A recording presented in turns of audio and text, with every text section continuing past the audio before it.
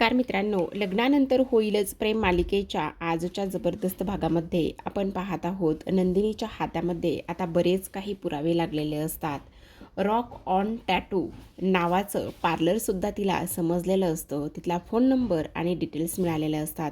त्यामुळे ती तिथे कॉल करत असते आणि विचारत असते, रॉक ऑन टॅटू पार्लर का? तेव्हा तो माणूस म्हणत असतो, हो, रॉक ऑन टॅटू पार्लर. बोला, तुम्हाला काय करायचं आहे? कसला टॅटू काढायचा आहे? तुमच्याकडे डिझाईन्स आहे का? मी पाठवू? तेव्हा नंदिनी म्हणत असते, हो हो हो, टॅटू मला नाही काढायचा आहे. ॲक्च्युली काय ना, काल तुमच्याकडे ना इथे आर्या सावंत नावाची एक मुलगी टॅटू काढायला आली होती. ती माझी बहीण आहे. तेव्हा तो म्हणत असतो, हो हो, काल त्यांचाच टॅटू मी काढला. आवडला तुम्हाला? हो, तो टॅटू जो आहे ना, तो खूपच सुंदर काढला आहे आणि आवडलासुद्धा. म्हणूनच मी तुमच्याकडे थोडीशी चौकशी करते. काय ना, माझ्या बहिणीचा टॅटू मी पाहिला, पण ती किती वाजता आली होती टॅटू काढायला?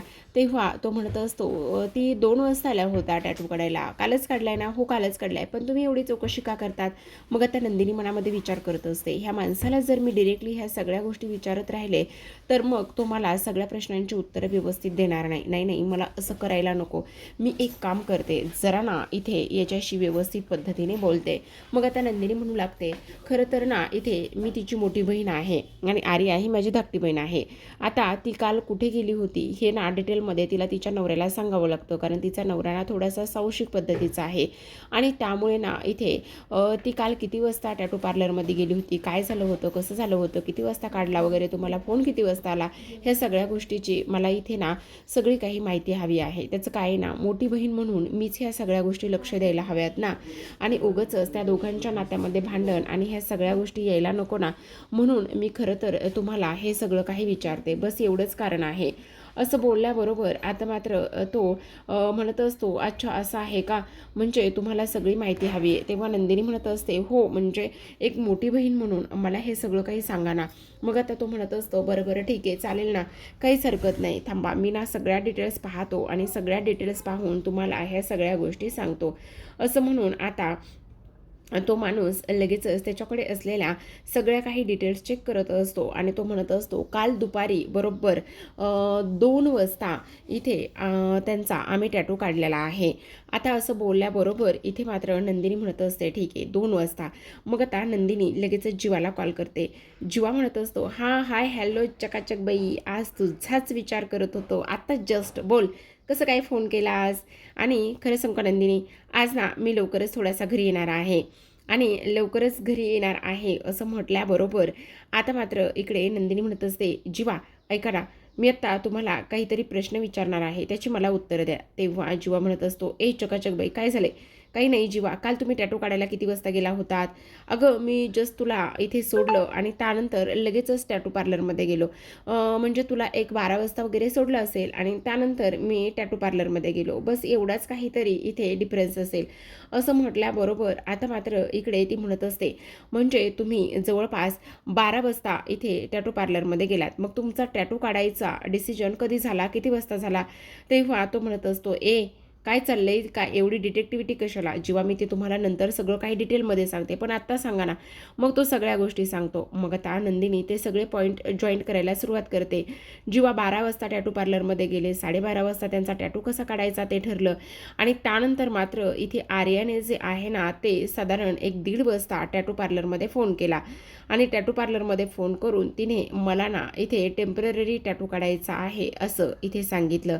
आणि तेव्हा इथे जीवाला तिने हेही विचारलेलं होतं की तुमचा टॅटू तुम्हाला इथे कसा काढायचा हे तुम्ही अगोदर ठरवलं होतं का नंतर ठरवलं? तेव्हा तो म्हणत असतो, अगं तिथे जाऊन ठरलं, मी अगोदर कशाला ठरवेल?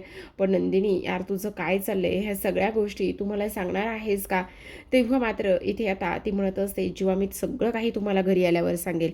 मग आता इथे नंदिनी म्हणत असते, आर्या, इथे तुला असं वाटत असेल की तू आमच्यापासून ह्या सगळ्या गोष्टी लपून ठेवतेस, पण तसं मात्र अजिबातच मी होऊ देणार नाही. काही जरी झालं ना तरीसुद्धा इथे मी नंदिनी आहे आणि नंदिनी करून नाही, बोलून नाही, तर करून दाखवते. आता तू ह्या सगळ्या गोष्टी आमच्यापासून लपून ठेवल्यास, पण आता बघ मी काय करते ते, असं नंदिनी म्हणत असते. दुसरीकडे आपण पाहतो, आता मानिनी ही जीवा आणि नंदिनीच्या खोलीमध्ये जात असते आणि तेव्हा तिला एक गोष्ट शोधायची असते, ती म्हणजेच की खोटं पोट. काव्याने सांगितलं होतं की इथे ना जीवा आणि ताईच्या खोलीमध्ये खोटं पोट आहे, कारण जीवाने ना इथे खोटं पोट आणलं होतं आणि ते खोटं पोट इथे आहे. ही गोष्ट सांगितल्यानंतर मात्र आता लगेचच इकडे ती सुद्धा विचार करत असते की मला सुद्धा बघायचं आहे की नेमकं खोटं पोट कसं आहे आणि काय आहे ते, आणि त्यामुळे ती ह्या सगळ्या गोष्टी शोधण्याच्या प्रयत्नात असते. आता इकडे मानिनी जाते आणि तेव्हा तिच्या हातामध्ये स्वतःच्या साड्या असतात. मग विचार करत असते की ते नेमकं खोटं पोट कुठं असेल, काय करू, ते खोटं पोट शोधू का, इथेच असेल का ते खोटं पोट, असा विचार करत असते आणि त्यानंतर शोधायला लागते. तिथे एक लॉन्ड्री बॅग असते, त्यामध्ये सुद्धा ती शोधते, पण तिला त्यामध्ये सापडत नाही. मग कपाटात असेल का असा विचार करते आणि त्यानंतर ती कपाट उघडून पाहते.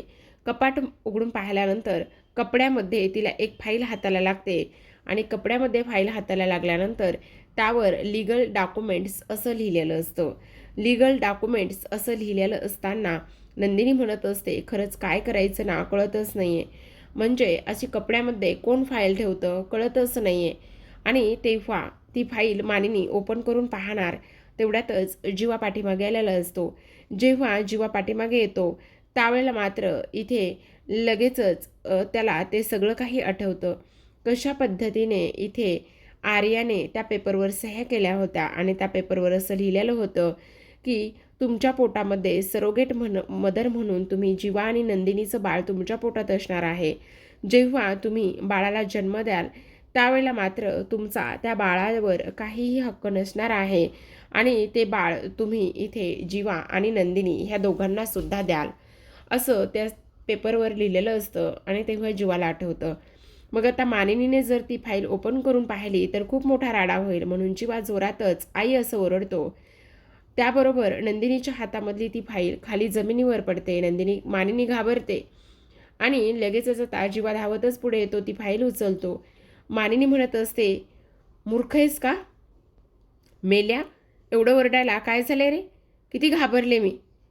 तेव्हा तो पटकन ती फाईल हातातली उचलून घेतो. दुसरीकडे काव्या अभ्यास करत बसलेली असते. मग तेवढ्यातच आज पार्थ ऑफिसवरून लवकर आलेला असतो. आल्याबरोबर इथे काव्या म्हणत असते, देशमुख तुम्ही आज चक्क लवकर आलात ऑफिसवरून. तेव्हा पार्थ म्हणत असतो, हो का, काय प्रॉब्लेम आहे का तुम्हाला. नाही हो, काही प्रॉब्लेम वगैरे मला काहीच नाही आहे, पण आज ना तुम्ही लवकर आलेला आहात ना, त्यामुळे मी सहज तुम्हाला विचारलं, बस एवढंच. लवकर आलात म्हणून. काव्या मला एक गोष्ट सांगा, जेव्हा क्लासवरून तुम्ही घरी लवकर येता त्यावेळेला मी तुम्हाला काही प्रश्न विचारतो का, तुमचं आनंदाने मी इथे स्वागतच करतो की नाही. तेव्हा काव्या म्हणत असते, देशमुख तुम्हाला गोष्ट सांगू का, आपलं बाळ ना इथे खूपच चिडकं आणि त्याचबरोबर रुसवं होणार आहे. सतत ना त्याच्या नाकावरती इथे रागच असणार आहे, असंच आपलं बाळ होणार आहे. तेव्हा मात्र इथे पार्थ म्हणत असतो, असं का म्हणताय. तेव्हा ती म्हणत असते, असं का म्हणताय म्हणजे मला गोष्ट सांगा, तुम्ही किती हो रुसता, किती हो रागवता, या सगळ्या गोष्टी करण्याची तुम्हाला काय गरज आहे. त्यावेळेला पार्थ म्हणत असतो, हो का, पण आज ना मी तुमच्यासाठी काहीतरी आणले, डोळे बंद करा ना. काव्या म्हणू लागते, काय आणलेलं आहे माझ्यासाठी तुम्ही, खरं खरं सांगा काय आहे. असं म्हटल्याबरोबर आता मात्र तो म्हणत असतो, आहे काहीतरी. तेव्हा लगेच आता इकडे हा जो काही पार्थ आहे ना, पार्थने काव्यासाठी एक अभ्यास करण्यासाठी पुस्तक आणलेलं असतं आणि काव्या मात्र लगेचच म्हणत असते, वा देशमुख वा, आज चक्क तुम्ही माझ्यासाठी पुस्तक आणलं आहे. हो, तुमच्या एकट्यासाठीच नाही काही आणलं, माझ्यासाठी सुद्धा मी इथे पुस्तक आणलं आहे.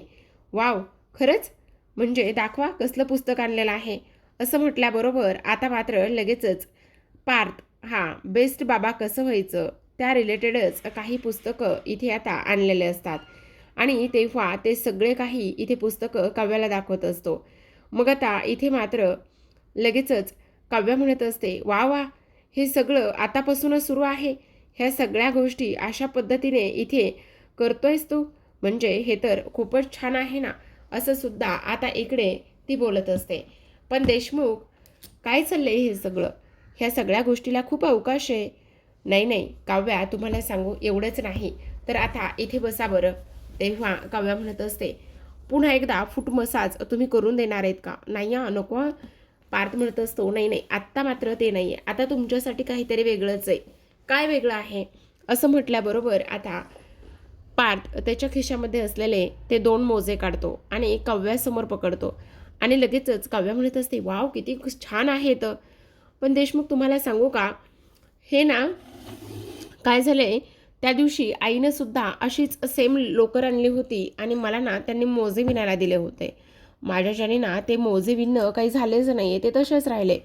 तेव्हा मात्र पार्थ म्हणत असतो, हो तुम्हाला एक गोष्ट सांगू का, ही तीच लोकर आहे.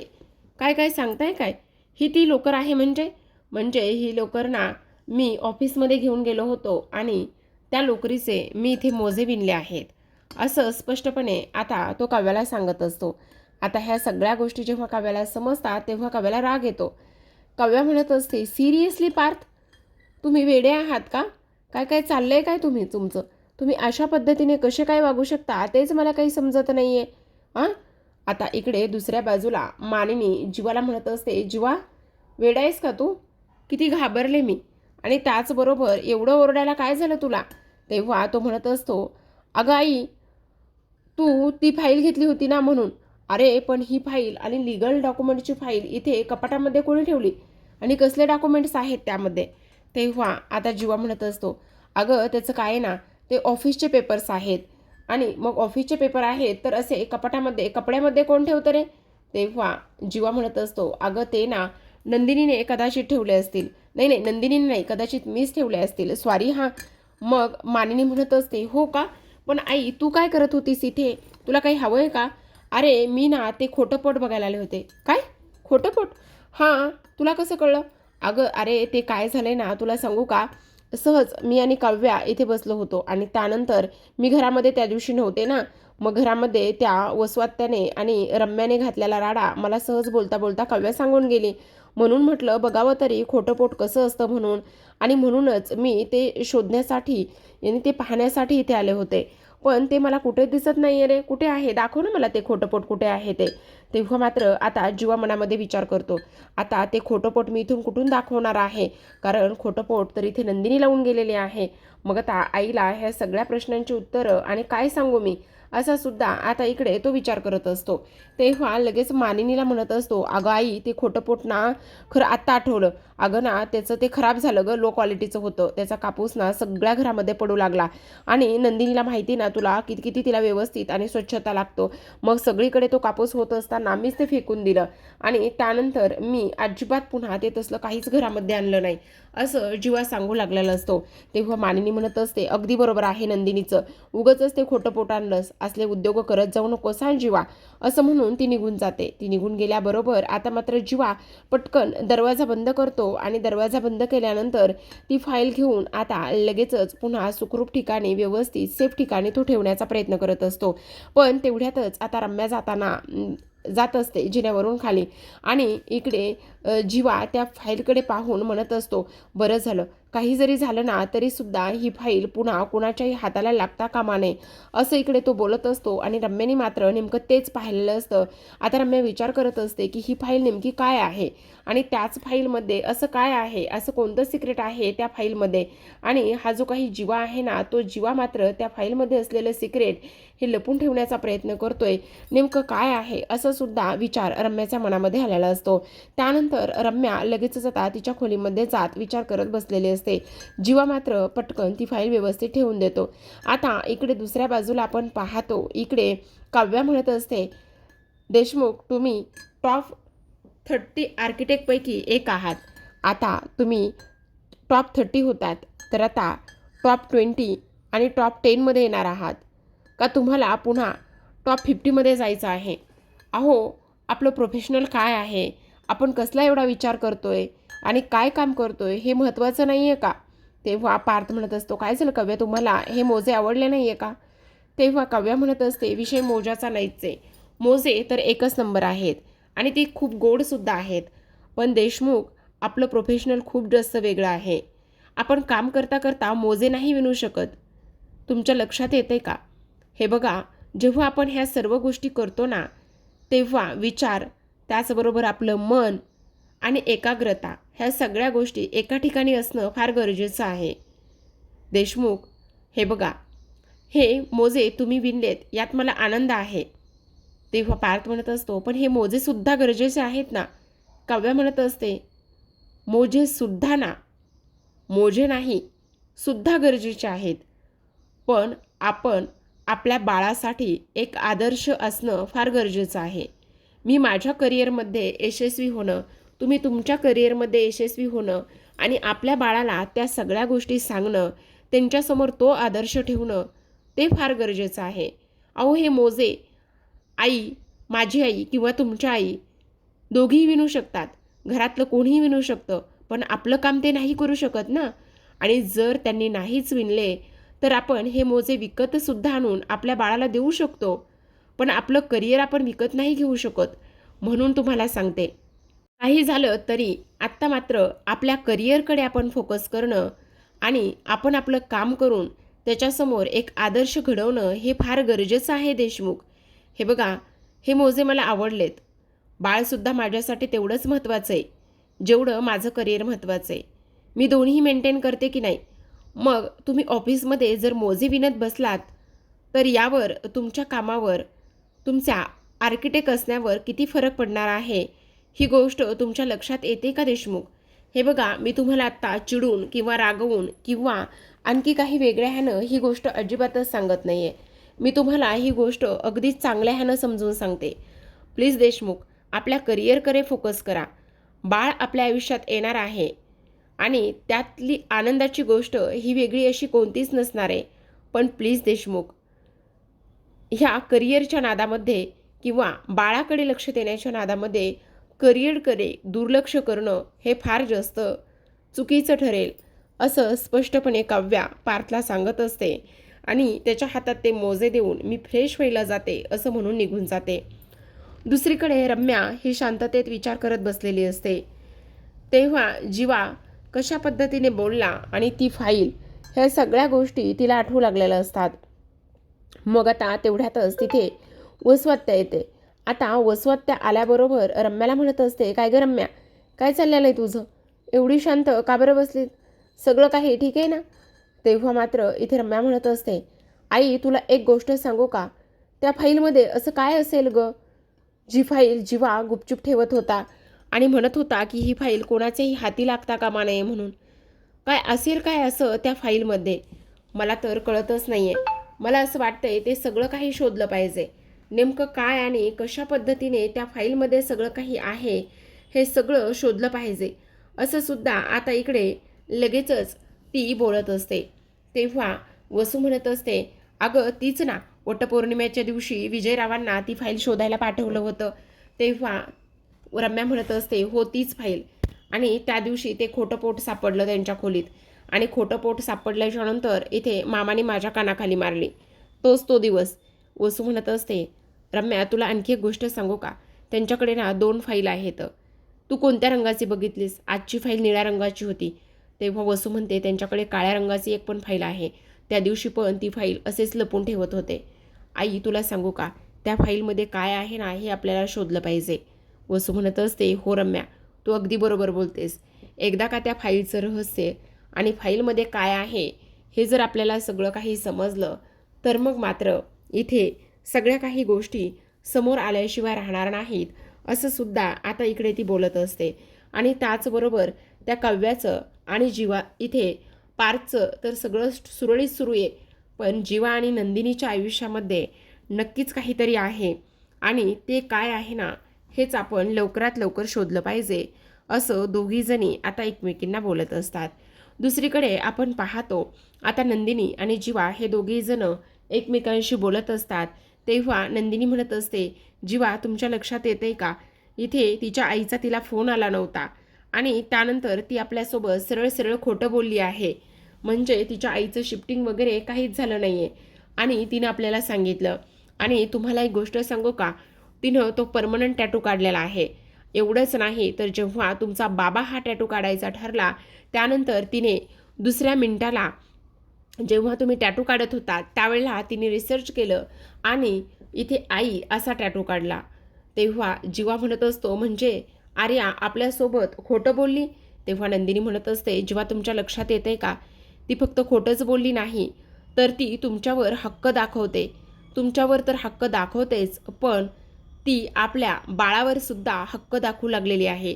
तिला असं वाटतंय की बाळाचे बाबा तुम्ही आणि बाळाची आई ती आहे म्हणून. आता मात्र जीवा विचारात हरवलेला असतो. तर आता प्रेक्षकांनो, आजच्या भागामध्ये एवढंच. उद्याचा भाग फार कमालीचा असणार आहे बरं का. उद्याच्या भागामध्ये आपल्याला असं पाहायला मिळतंय की इथे आता काव्याचं डोहाळे जेवण असतं आणि काव्याच्या डोहाळे जेवणाला काव्या फार सुंदर तयार झालेली असते. पार्थसुद्धा खूप सुंदर तयार झालेला असतो. बऱ्याच काही थीम केलेल्या असतात आणि त्या थीमनुसारच फोटो सेशन इथे सुरू असतं. आता थीमनुसार फोटो सेशन हे अगदी आनंदात साजरं होत असतं. नंदिनी जीवाला म्हणत असते, जीवा बघताय ना तुम्ही, काव्या किती गोड दिसते. आणि तेव्हा जीवासुद्धा म्हणत असतो, तू सुद्धा फार गोड दिसतेत. आणि आता 2 महिन्यानंतर आपल्या घरामध्ये आनंदच येणार आहे. जीवा म्हणत असतो, हो, कारण एक नाही तर 2-2 बाळ आपल्या घरात येणार आहेत. नंदिनी म्हणत असते, मग तेव्हा मात्र आपल्या घराचं गोकुळ झाल्याशिवाय राहणार नाही. दुसरीकडे आता ह्या सर्वांना चकवा देतच आर्या जीवा नंदिनीच्या खोलीत जाऊन पोहोचते आणि जी लिगल डॉक्युमेंट्सची फाईल आहे ती फाईल शोधते आणि त्यानंतर ज्या पेपरवर तिने सह्या केलेल्या असतात ते पेपर शोधून लगेचच आता इथे मात्र ती मनामध्ये विचार करत असते की नंदिनी, तुला असं वाटत असेल की बाळ हे जेव्हा ते या जगात येईल तेव्हा त्या बाळाची आई तू असशील आणि ते बाळ तुझ्याकडे येईल आणि तुला आई म्हणेल. पण जर हे मी सही केलेले पेपरच तुझ्याकडे नसतील तर तू बाळाची आई कशी होशील? अजिबातच तू बाळाची आई होणार नाही. कारण हे पेपर मात्र मी आता गायब करणार आहे. हे पेपर माझ्या हाती लागलेत आणि ते पेपर मात्र मी घेऊन जाणार आहे. तू त्या दिवशी लिहिलं होतंस ना माझ्या हातावर की नंदिनी बाळाची आई आहे म्हणून. पण मग मात्र आता तू एक गोष्ट लक्षात ठेव, फक्त आणि फक्त इथे आर्या सावंत हीच जीवाच्या बाळाची आई आहे, असं आर्या बोलत असते. तर प्रेक्षकांनो, पाहत रहा लग्नानंतर होईलच प्रेम. भेटूयात उद्याच्या भागात.